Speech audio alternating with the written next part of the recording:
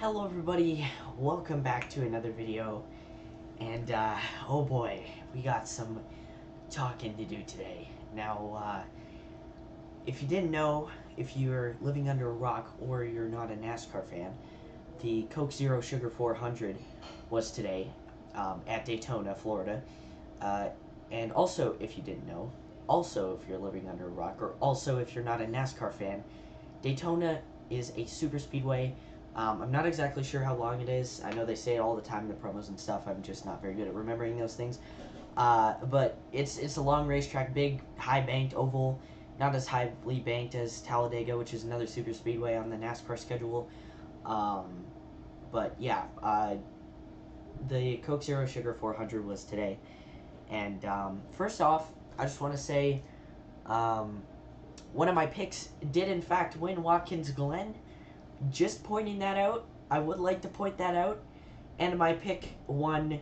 My main pick for the Coke Zero Sugar 400 won today, which I'm very excited about because you'll see. But you know, it's good to get two right in a row. I mean, I had a very wide range of pickage for Watkins Glen, but today I just picked one driver in particular, and they ended up winning. So I can't prove this to you guys because I do not have it on footage anywhere of me saying who my pick was for this weekend, except to a few of my friends online. So let's get into this, shall we? Yep, there you can see on the top, playoff upset. So if you didn't see the race, you'll see. I'm going to turn this down so I'm not being overthrown by the voice. You probably can't hear the audio anyway. So, the green flag is out. Chase Elliott and Kyle Larson make up the front row here at Daytona. Unsurprising. We can kind of skip past some of this this early portion stuff. So in the early stages, Kyle Larson became a non-factor because of this. He retired early because of, I don't know exactly what the issues were. I think it was an engine, possibly, maybe something to do with the toe link. But nevertheless, he was out early in the race. And then, of course, here's the first big wreck of the day. There were many. This is, I don't know how long this is in, but it seemed like it was very early in. So early on, Ryan Blaney, who's competing for the playoff spot, coming into this race, gets caught up in the semi-big one. I'd say Christopher Bell gets caught up in it. Denny Hamlin gets caught up in it. I see another car behind Christopher Bell there. I'm not exactly sure who that is. It's Kevin Harvick. So Kevin Harvick, he got caught up in a few wrecks today. Brad Keselowski gets damaged as well. You can see him on the left here. I'm not sure if my mouse cursor will show up. It probably will. But on the left here, that's Brad Keselowski. Huge damage on his car. I think Ricky Stenhouse Jr. made it through. But yeah, pretty big wreck. Not too bad. They go back onto the restart. Final lap in stage one. Nothing too exciting. You know, Joey Logano doing Joey Logano things, winning a one-off stage and then just being a non-factor for the rest of the race, pretty much. But shout out Harrison Burton today, man. He is having another great run at Daytona, and it was ended prematurely, let's just say. So Chase Elliott to the outside here, never staying in line, as I think Jeff Burton mentioned at some point in this race. Chase Elliott never stays in line. He's always looking for that extra move because he's just always acts extra. And we're gonna mute because there is an ad coming up. Yay! Thank you, Old Spice, for not sponsoring this video. All right, back to it. So Joey Logano will win stage one here. They come back to the restart. Everything's peachy clean up until about the pit stops went okay as far as I could tell for everybody. I wasn't really watching that part. I was watching on board with Austin Dillon because I think I mentioned in the past I do not have TSN or like Fox or anything like that. But yeah, where is the next part here? So nothing really happened in stage 2 except for pit stops, obviously, green flag pit stops. And Kyle Busch gets up here, kind of comes out of nowhere back here. Right, Martin Truex Jr. fighting for the final playoff spot. He gets up to the front here, trying to fight on the inside of Denny Hamlin. Does not end up getting it done though. No help from Bubba Wallace. And then they go 3 wide, and then Martin Truex Jr. does take the second position right there at the end. But good stage points for Kyle Busch right there. Love to see that for him. Or you don't love to see it. A lot more people probably don't love to see it than do love to see it. And here's the pain. You know me, I like a lot of the underdog super speedway racers. And Michael McDowell is no exception to my likeness. Michael McDowell, huge respect for him. Even though he is kind of a boot kisser, I will admit that. And he is kind of like Ty Gibbs. I mean, chase your religion, but he does talk about it a lot. Just putting that aside, he is a great super speedway racer. You can't deny it. Or he has been this year and the past couple of years. He's gotten more and more consistent on the super speedways. But right here, just a little bit of a hook right here. Tries to block Reddick way too late and puts himself in the outside wall. Clips Corey LaJoie, and damn, Corey LaJoie was having such a great run. He probably would have got top 10, to be honest. But I think this broke his rear toe length, can't speak. His rear toe link, and he did not continue there. But this wreck right here was looking to shake up the playoffs a little bit here, because you can see my boy Ross Chastain gets caught up in another one. No surprise there. But Martin Truex Jr. gets wadded up in this. He gets big damage from this as well. I can't remember. I think his fender just came off after hitting the grass, but same for William Byron. He was kind of a non-factor for the rest of this race as well. Chris Buescher taken out early as well. Sucks for him. You know, he's a relatively good plate racer as well. And then probably one of the craziest wrecks of the season, if not the craziest, in my opinion. Oh no, sorry, I got the two mixed up, but this one is still pretty crazy. I noticed that Briscoe is out here, and I was like, that doesn't seem right, and well, here you go. And Alex Bowman on the top side pushing the shit out of Chase Briscoe right now.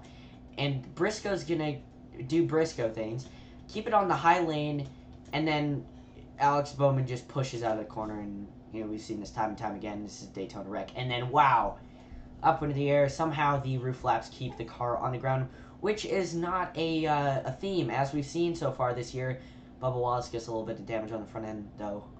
He continues on. And but Chase Briscoe is pretty much done for the day. And I just want to shout out Austin Dillon toe-matering down the pit lane here.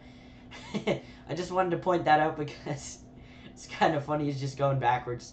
He popped a tire, but he's all good. I don't think they ended up showing a replay of that, so I'll just slow it down for you guys and show you how far he was up into the air.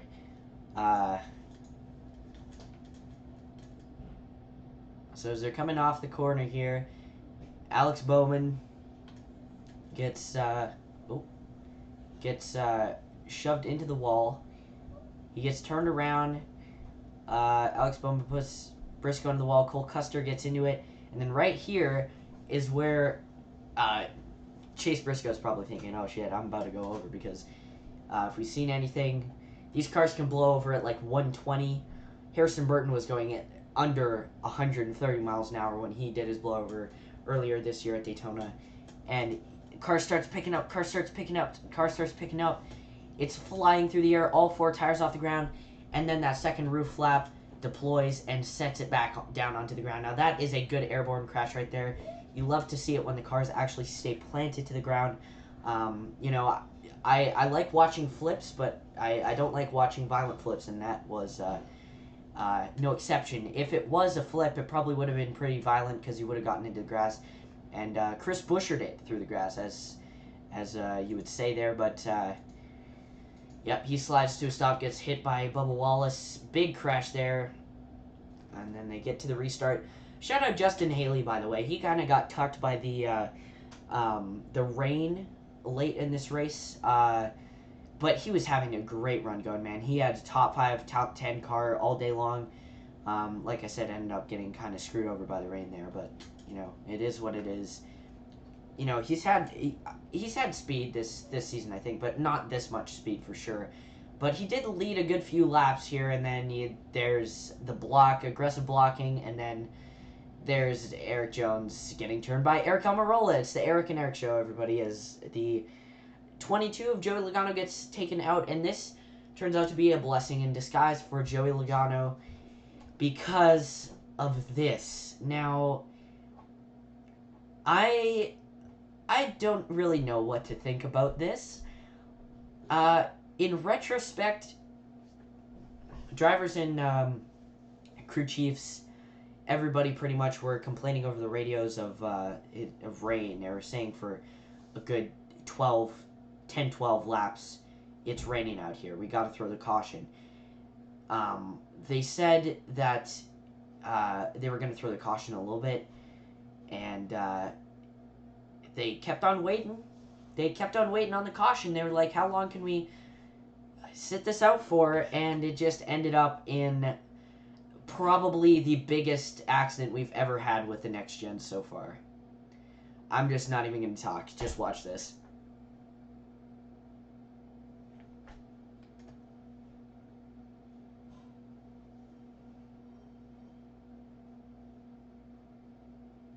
Gosh. And I just hate how many good cars were torn up in this thing, and, you know, it just sucks when stuff like this happens, man. I'm not sure if they're going to show a replay here, but basically the first 4 cars in line here, Denny Hamlin, Daniel Suarez, Daniel Hemrick, and Justin Haley all spin out at the exact same time coming into turn 1 because of the rain and the slickness, and it ends up in over half of the field being taken out right here as just big accident. Now, I'm going to put this in slow motion once again here. Watch the 47 here, this car in the middle here, the NOS Energy car, of Ricky Stenhouse. He's going to climb up on the back of Eric Almirola here. Now, if he had climbed just a little bit higher up, he would have absolutely catch-fenced himself. We would have had another catch-fence wreck in the Coke Zero Sugar 400. But luckily, that car does not go over. Roof flaps catch it, stays on the ground. Good to see that happen. And then Kevin Harvick, man, he had this made. He was about to Ryan Preece shoot the gap, and then here comes Ty Dillon. Bang, bang, runs in the back of Suarez. He gets piled up in it, ends up finishing top 15, I think. I can't remember. We'll see at the end. And Austin Dillon is the one who ends up Ryan Preecing the gap right here. He makes it through to the lead, and it's about this time where the caution will come out, per se. As cars wreck down the racetrack here. And at this point, I was in utter disbelief, because like I said before, I don't have cable, or I don't watch cable, and we don't have TSN, we don't have Fox Sports or anything like that, so I was watching the NASCAR onboard of Austin Dillon. He was running in 16th. He just got the lucky dog after the last wreck there, and I don't know. I might have to find the skew car video of it, but in the replay they showed the video footage on board of Austin Dillon, and it was just crazy. Because he just kind of slammed on the brakes and made it through. And at this point, I was tripping, man. I was like, oh, there's nobody left in this race. Wait, what? And I looked down, and this is your top 10, folks. So you got Austin Dillon up here, Kevin Harvick, whose car is just like a lump at this point. Cody Ware on the lead lap in 3rd. Austin Cindric, Landon Castle in a Spire Motorsports car. Shout out Landon Castle, by the way, man. He had a good run going. After this, obviously. Kyle Busch, in the Interstate Batteries car here. Martin Truex Jr. on I think on the lead lap, right? Or maybe he got back on the lead lap. The Beach back here in the 78 car. And David Reagan in the 15 car. Unbelievable. And Joey Logano and Ty Gibbs, I think, are the other two cars that slide in here. I was expecting for Ty Gibbs to be like kind of a contender today, but he really was not there that entire race. But it was great to see. Okay, here, this is what I was watching on live. So man, this was crazy. So I was on board with Austin Dillon, saw this wreck happen. I thought Stenhouse went over right here. I saw Stenhouse up in the air, and I thought he got hooked. And man, what a great job avoiding this for Austin Dillon. But yeah, then they called the red flag. So I was kind of holding my breath. I was gonna say it kind of probably sounded like they were gonna just end the race there, but they did not, luckily. And let's see how many cars left. Count them. 1, 2, 3, 4, 6, 8, 10, 11, 12, 13, 14, 15, 16 cars left on the racetrack. I think there was more. I think there was 4 more, but they're way back here or something. They can't keep up. So they restart. Cindric gets a huge run from the non-existent fender of Martin Truex Jr. Gets pushed out of the front. And, of course, Cody Ware gets put 3 wide because he's just that driver. And look at the Beej up on that high lane getting pushed the heck out of by Bubba Wallace. Now, Austin Dillon coming down in the corner here. See them hitting all the speedy dry on the outside there. But the BJ McLeod is inside the top 5 here. And so is Landon Castle. Keep in mind here, Bubba is a lap down. So this is with 3 laps to go. And check this Intimidator move out. This is the Ghost of Dale Sr. right here. About to wreck Cindric with 3 laps to go. And when I saw this on board with Austin Dillon, I was holding my breath because I thought that Cindric was going to cause a caution by coming back across the racetrack and wrecking hard into the outside wall just like he did at Michigan. But props to him. He saved it and held on to a good position. And at this point, the 3's just driving away. And look at the 77 Castle, huge run on the outside with Noah Gragson in the Beard Motorsports car. Unbelievable. And this is the replay of it here. I thought Cindric was going to go into the outside wall right there, but luckily he saved it. And the ads are on us once again. We come to 2 laps to go. And the 3 of Austin Dillon is out front. And the just destroyed Cheddar's car of Tyler Reddick is right behind him. And this is coming on to 1 to go here. Cody Ware being pushed by Austin Cindric. He doesn't really know what to do with it. He's going to keep on the bottom here. I don't know why he didn't stay with his teammate up there. But now Cody Ware's in 3rd position. It looks like he's going to be able to take a shot for the win. But he needs help. And he gets that help. You can see everybody's pushing. Noah Gragson pushing the crap out of the 77 of Landon Castle here. And they're 1, 2, 3, 2 RCR, 1 RWR. I never thought I'd say that. Now, it almost pains me to say this.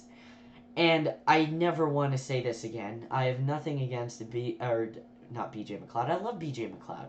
Come on, who doesn't love BJ McLeod? I have nothing personal against Cody Ware. I just don't really like him. He's kind of caused a bunch of unnecessary cautions. But it almost pains me to say he had a big shot at winning this race right here. And I would love to see Cody Ware win a race. The parity would be absolutely incredible. But, anything could happen this season. There's always Talladega. But, this is just crazy. This is what happens when you have a 30-car field and there's only 16 cars left. So, here comes Cody Ware. Austin Cindric. Now, Austin Cindric goes to the outside. He's got a big run on the outside of Cody Ware right here. If Cody Ware stays on the bottom, he's going to be picked up by his teammate, David Reagan, who needs to side draft, but he does not side draft, so he will not have a run on the bottom. Austin Cindric goes to the outside. Now, I'm like, okay, Cody, you move up. Move up, Cody. Nope. Stays there, and then moves up. Out of turn 4. this is why he's not competing for wins. Also because he's got shit equipment, but mostly because of that. And then Austin Dillon comes to the line. Martin Truex Jr. almost completely dumps David Reagan for no reason. And then Reagan comes back up the racetrack. I thought they were going to wreck across the line, but props to them for keeping it straight. And Austin Dillon wins. I think Austin Cindric got second.